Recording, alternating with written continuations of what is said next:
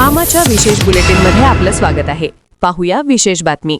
रिक्षा आणि टॅक्सी चालकांसाठी मराठी भाषा सक्तीच्या निर्णयावरून राज्यात सुरू असलेल्या वादाच्या पार्श्वभूमीवर परिवहन विभागाच्या बैठकीत महत्त्वाची घडामोड समोर आली आहे. परिवहन मंत्री प्रताप सरनाईक यांच्या उपस्थितीत झालेल्या बैठकीत रिक्षाचालकांना मराठी शिकण्यासाठी मुदत देण्याबाबत सकारात्मक संकेत मिळाले. आजच्या बैठकीत रिक्षाचालक प्रतिनिधींनी मंत्रींची भूमिका मान्य केल्याची माहिती समोर आली आहे. याबाबत अद्याप अधिकृत घोषणा करण्यात आलेली नसून अंतिम निर्णय उद्या घेतला जाईल असे प्रताप सरनाईक यांनी स्पष्ट केले. मराठी शिकणं आवश्यक आहे, त्याला पर्याय नाही. मुदत दिली तरी ती पाळून भाषा शिकली पाहिजे असा इशाराही त्यांनी दिला. महाराष्ट्रातील रिक्षा टॅक्सी युनियनच्या नेत्यांबरोबर आज बैठक झाली. मी बैठकीचं आमंत्रण दिलं होतं आणि आमंत्रण देताना सांगितलं होतं की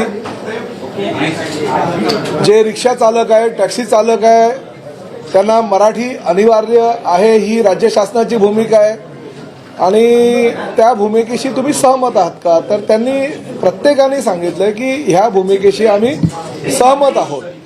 परंतु काही त्यांच्या मागण्या होत्या. काही जे नेते मंडळी आहेत त्यांनी मराठी जुजबी म्हणजे कशा प्रकारचं मराठी तुम्हाला अपेक्षित आहे ते विचारलं.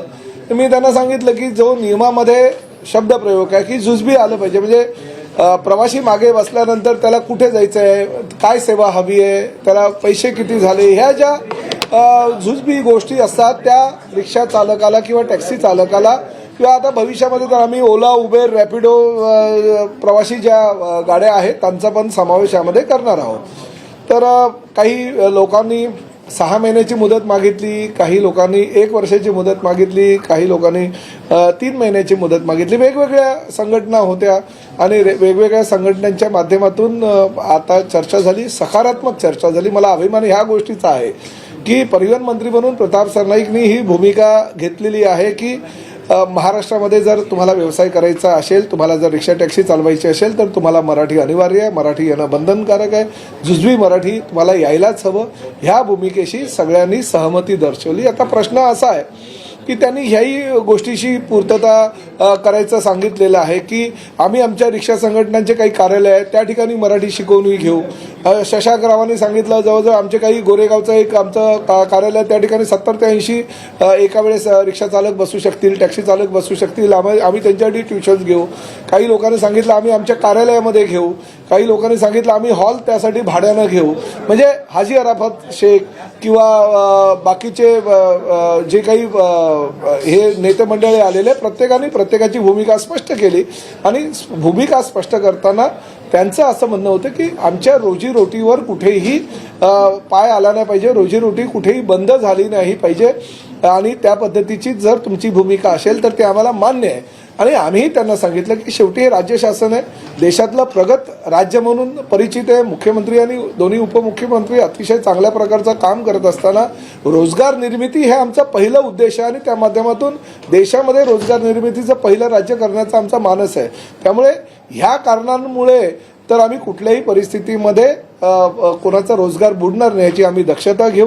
परंतु शेवटी तुम्ही जर असं म्हणाल की नाही आम्ही महाराष्ट्रात राहू, व्यवसाय करू, आम्ही रिक्षा चालू, आम्ही टॅक्सी चालू, परंतु आम्ही कुठल्याही परिस्थितीमध्ये हिंदीमध्येच बोलणार, मराठी बोलणार नाही, हे चालणार नाही.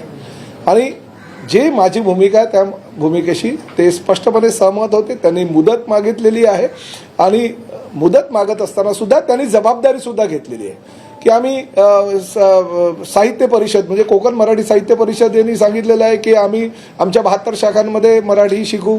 आमच्या मेहंदळताईंनी सांगितलेलं आहे की आमच्या मुंबई मराठी साहित्य संघातर्फे आम्ही मराठी शिकू.